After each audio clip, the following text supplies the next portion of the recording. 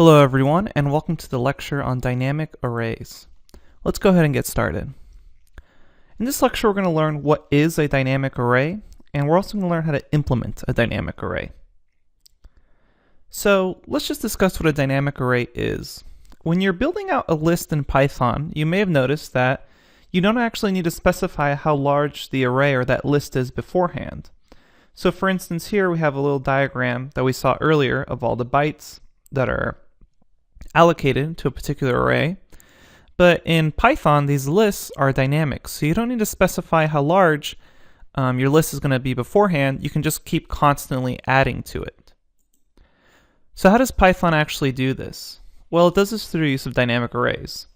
So that list instance actually often has a greater capacity than its current length.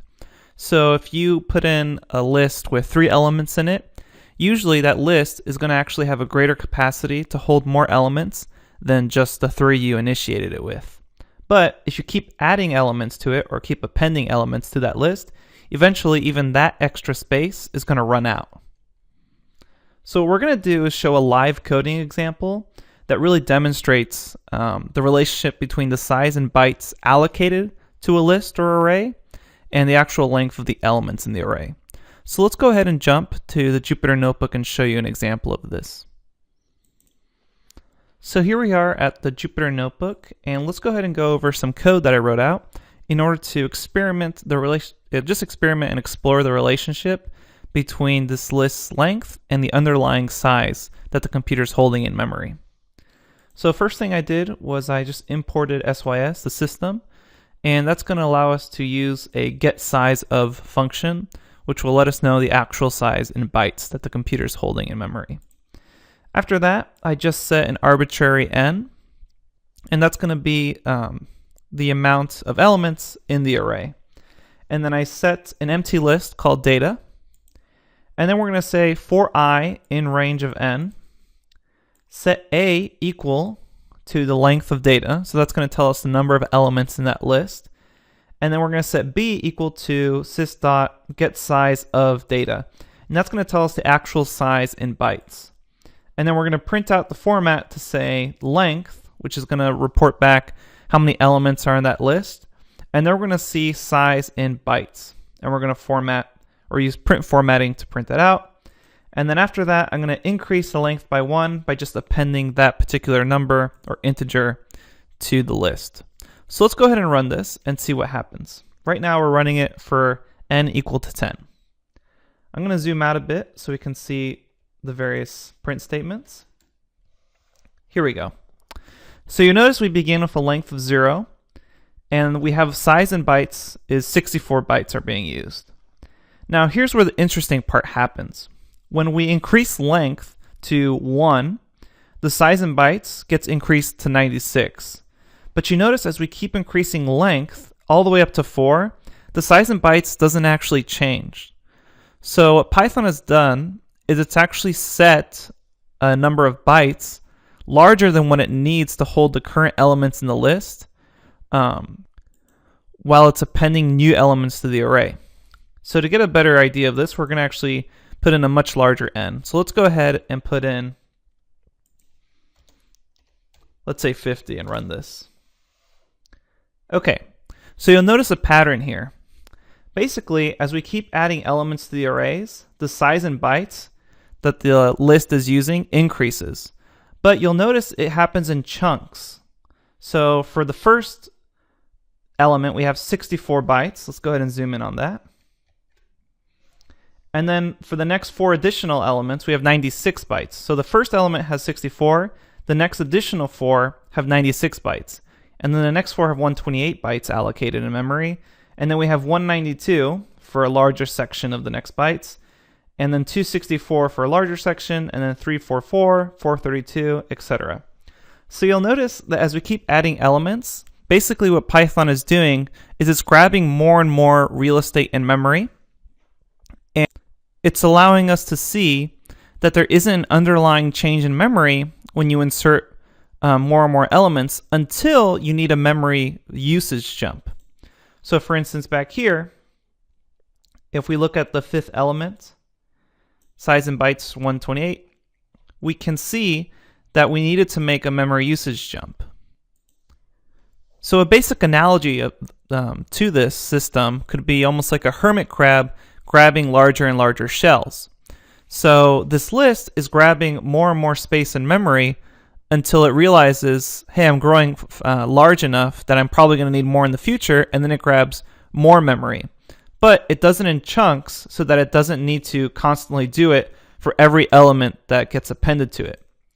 So even if you just add one element after the first element, it'll still grab 96 bytes, which is going to be able to hold those next four elements, 1, 2, 3, and 4.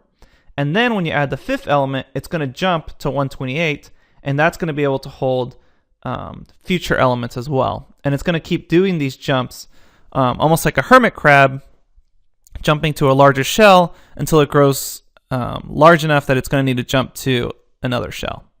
All right, so let's go ahead and go back to the presentation to finish off some of the theory of this. All right, so now at the presentation, what we're going to do is just briefly describe how to implement a dynamic array.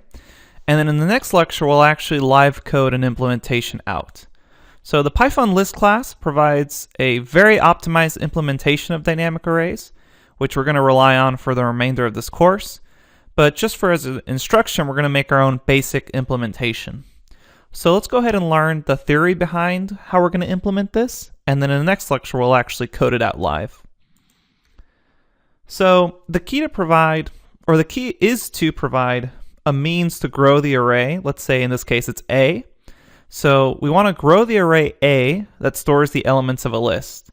And of course we can't actually grow that array because we already know that it needs to have a fixed capacity. So if an element is appended to a list at a time when the underlying array is full, we're going to perform some steps. And let's go ahead and see what those look like. So the steps are going to be, first we allocate a new array, let's call it B, with a larger capacity. And then we set the indices, let's say B of I equal to A of I, for I all the way from 0 to n minus 1, where n denotes the current number of items. And the reason we are using n minus 1 is because the index starts at 0.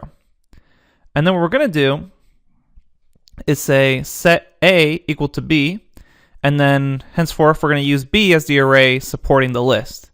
And then finally we're going to insert that new element n into the new array. So let's go ahead and see an illustration of this process so it's a little more clear. All right, so again, here what we have is an array, A. So we have this array A. We allocate a new array B that has a larger capacity. So that was the bytes, that new chunk of bytes that we saw when we were actually programming out that print statement. So here we have this array A. It already has references. We allocate a new chunk of memory space, and we'll call that array B. And then we set the references here on storing elements of A and B. And then finally we reference the array B. Now it's array A. So again, the steps are we create this new array B, store the elements of A and B through a reassignment of the reference, and then we call the B array, now it's A, so now we have this new array. And that information or that memory space that was allocated to the old array can now be used. What we're not showing here in this diagram is what's called garbage collection of the old array or the insertion of the new element. We'll go over those in a future lecture. Now, the last remaining issue is to consider how large of a new array to create. A commonly used rule is for the new array to have twice the capacity of the existing array that has just been filled. And later on, we'll actually have a lecture that's describing the mathematical analysis to justify that decision. And so just to go over that again, we want to learn how large of a new array to create. That common rule is twice the capacity of the existing array, and later on we'll see mathematical reasoning behind this. So just to review what we've done, we learned what a dynamic array is. We saw theoretically how to implement a dynamic array, and we also saw some live coding on the thought process and just what's actually happening under the hood, so to speak, where we're appending new elements, but we can see that there's these chunks of bytes in memory that are being allocated as we create new arrays. All right, so up next, we're going to code our own implementation example of a dynamic array. All right, thanks everyone, and I'll see you at the next lecture.